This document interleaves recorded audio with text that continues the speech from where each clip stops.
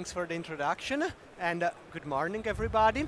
So, in this talk, the main aim is to present you a little bit our Pointly platform, which specializes in AI-based classification of point cloud. And then I'm going to show you a few use cases of projects we did together with our clients, with a particular focus on an ongoing project, which is the Digital Twin Germany. So I said that we do AI-based classification of point cloud, and by this I mean that we assign a point, a class to every point in the point cloud coming from a predefined catalog. We actually know that most of our clients don't want as the final product the fully classified point cloud, but they want some products that describe something in more details, such as a digital elevation model or a vector layers. But we are convinced that in order to achieve this, a well-classified point cloud in a short amount of time is a good basis in order to obtain these features. The Pointly platform is a web-based SaaS solution that allows the user to do manual classification and automatic classification. We have a few smart tools in order to do manual classification, but actually on the rest of this talk I want to mostly focus on the automatic part. So in order to classify point cloud AI-based with a few extra rules, what we have is the standard, what we call the Pointly standard classifier, that are basically pre-trained model. They are neural networks that have been pre-trained on some data set and on some scenes, and can cover different kinds of scans and scenarios. We start with aerial stuff, aerial LiDAR scans, that it's a classifier mostly focusing on urban scene, and it has the standard classes such as ground, vegetation, buildings, between others. And then we have a few mobile mapping stuff. We have a highway classifier that has a catalog with classes coming from objects that are mainly found along the highway. Typical clients might be a company owning highway pieces. Or we have a mobile classifier optimized for urban environments. We call it city inventories because it allows to map very well where all the objects are within cities. Then in these cases, classes are much smaller, and typical ones are street signs or street lights, as well as traffic lights. We also newly published a new classifier that is also for aerial scenes, but is optimized for power line analysis. This means that it basically expects scenes coming from either power line corridor with high voltage power lines or distribution line, so it also supports medium and lower voltage. An example of an automatic classification for the ALS classifier is shown in this video. As I said, is an urban environment, and we have several classes that you can see on the left that belongs to the catalog, and we are able to accurately classify several objects, also the smaller one, smaller as seen from above, such as vehicles that have a very good separation from building, vegetation, and the rest. The next classifier I want to show you is the power line classifier that here works for high voltage towers, and we have a very clear separation between ground and vegetation and buildings, and also the main objects that are towers and wires are very well separated. As I said, this works also for different scans, so not so high resolution, and also distribution lines, where we have the lines not in a rural environment, but more going along buildings or something a little bit more urban. I think this is our strongest classifier. It covers a very big variety of scenes and scanner, but it still has a restricted, predefined amount of classes. And it can always be that we get point clouds coming from different regions that is not fully supported from this classifier. Our solution for these cases is to develop, in collaboration with our client, some custom classifier. And by this I mean that we use our standard classifier as the basis. In machine learning term, we would say a foundational model. And then we enrich the data set with data coming from our client, or we can also change the catalog, for instance, distinguishing between lower voltage and higher voltage, or adding water as an extra class. In order to do this, we have what we call the point classification workflow. I mentioned already a couple of times that the classification, to do it automatically, we use an AI-based approach, but it's actually more than that. You have to think of it as a sequence of steps where we have the biggest one, that is a neural network that takes as input the raw point cloud, and the output is the classified point cloud. Knowing the strength and the weakness of this classification, we can build a full pipeline that also accommodates the requirements of the client, for instance, separating vegetation according to height, or pre-processing the data in order to eliminate noise, or accepting point cloud that has a ground pre-classified. And then using these 3 steps, pre-classification, AI-based classification, which is like the core, and then a lot of smaller rule-based steps that also accounts for logical consistency, error correction, we obtain the final classification workflow. On demand, we can also do some manual QC steps in case there are very high requirements for certain specific classes. This workflow is also very general and allows us to work with different kind of point cloud. Here I want to show just a few use cases that I selected because they show how general our approach is. We work, for instance, with A&W, which is an English company that focuses on coastal monitoring. So they basically have a quad that they ride with a scanner mounted on it along beaches on the coast of England. And they want to have the ground also to see a little bit how it changes with the sand changes and so on over the years, as well as wall that might serve as protection from water, or wooden structure that you see classified in green that are the one that helps to break the waves or to contain the tides. This, of course, is a little bit a special case. We don't have it out of the box on the platform, but we work with them and train the model that can properly classify this kind of point clouds. Another project that comes from a completely different field is railway infrastructure. We work with DB INTERGEO within the Digital Schiene Deutschland project, and 2 years ago we trained a classifier for them in order to do an inventory of the objects that are typically found along the railway.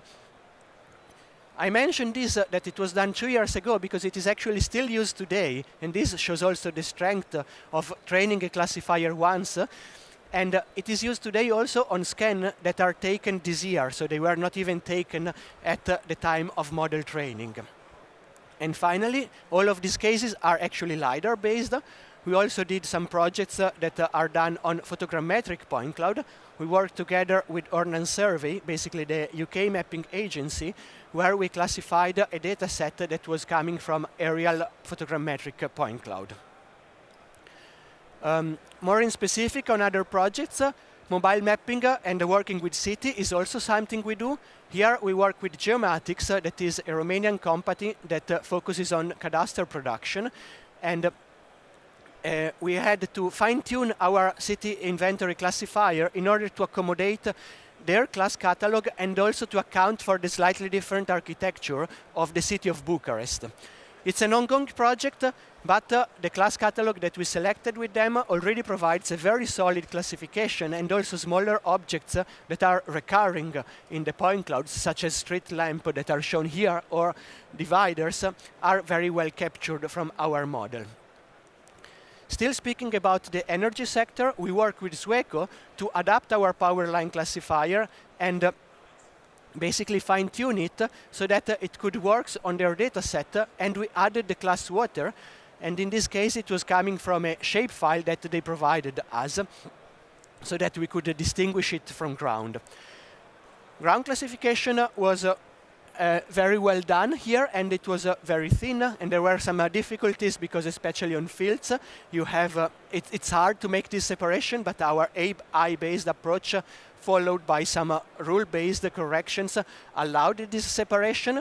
And most importantly, the focus of the projects, which is wires and towers, were very well separated, and also if there were different kinds of towers, so having different kinds of attachment insulators, and also you can see lower voltage and smaller wires were captured.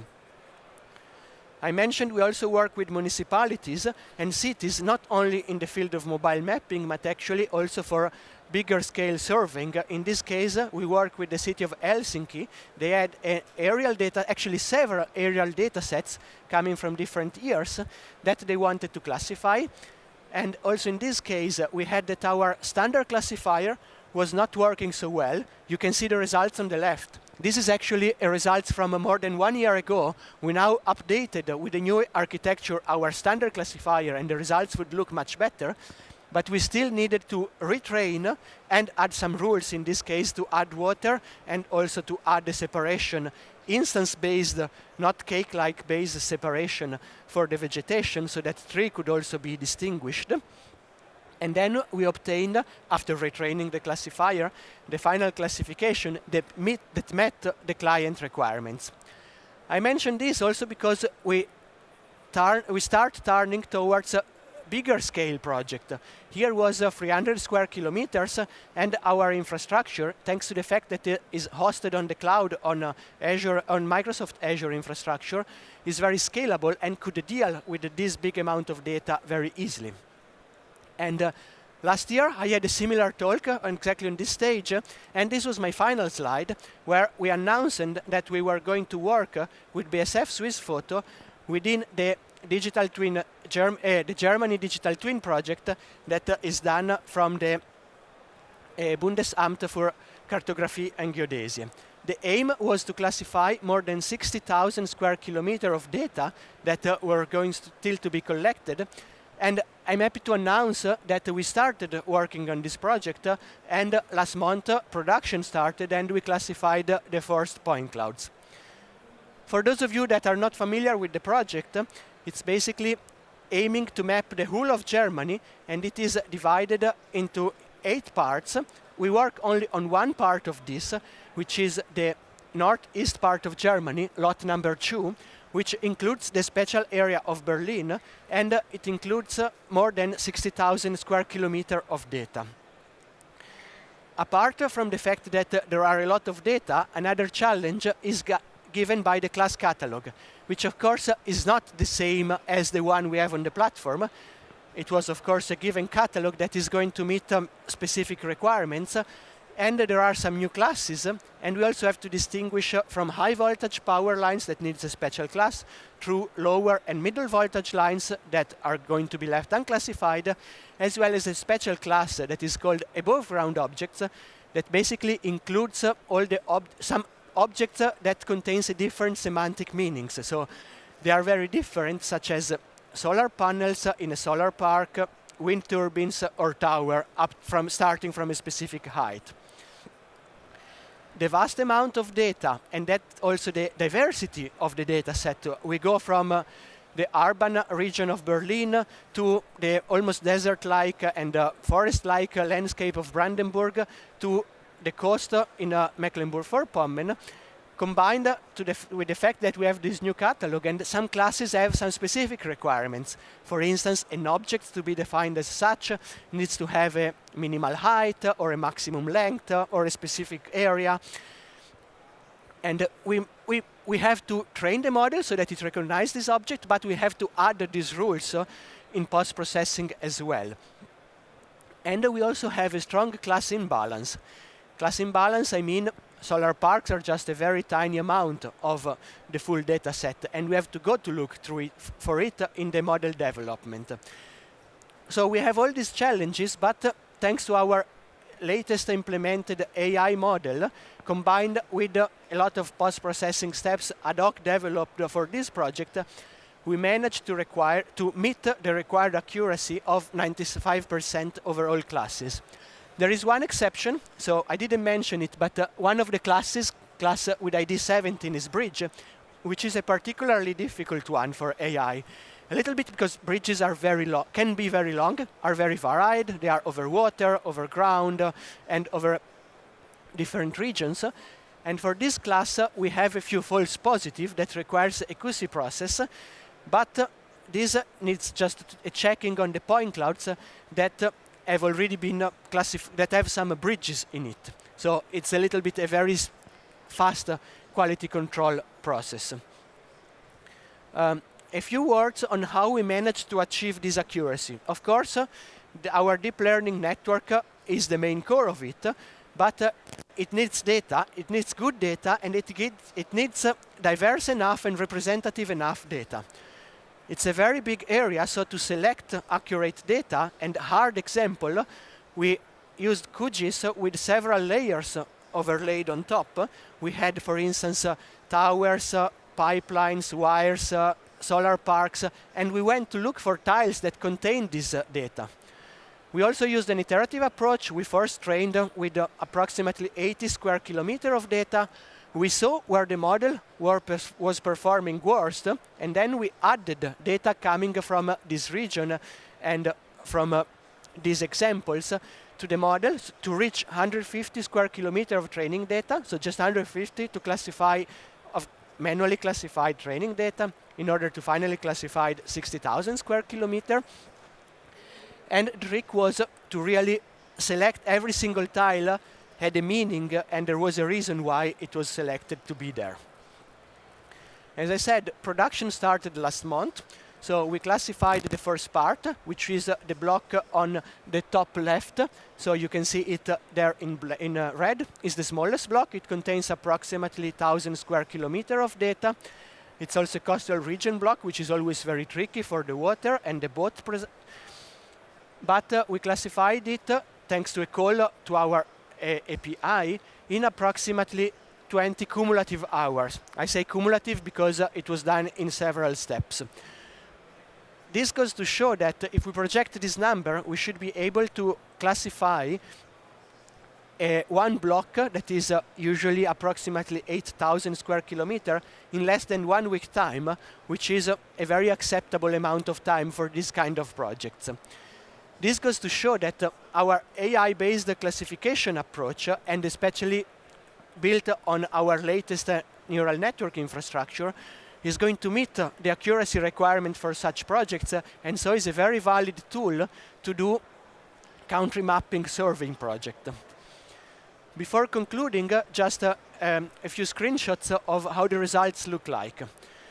Here I selected 3 examples that are representative enough. Here you can see that it works very well on more urban regions, especially buildings are separated and properly captured, so the shape of the building is completely captured and there is no points within building that contains different classes.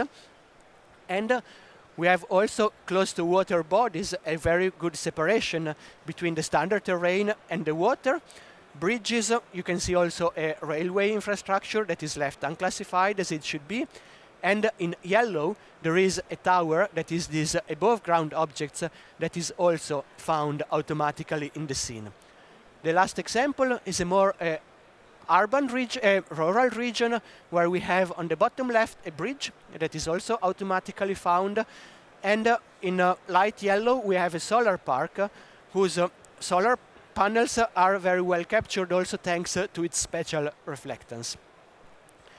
With this, I'm coming to an end, and I hope that I could show you that our AI-based classification model are a powerful tool in order to perform a classification on these country-wide and very big data set and projects. With this, I would like to conclude. Thank you all for your attention.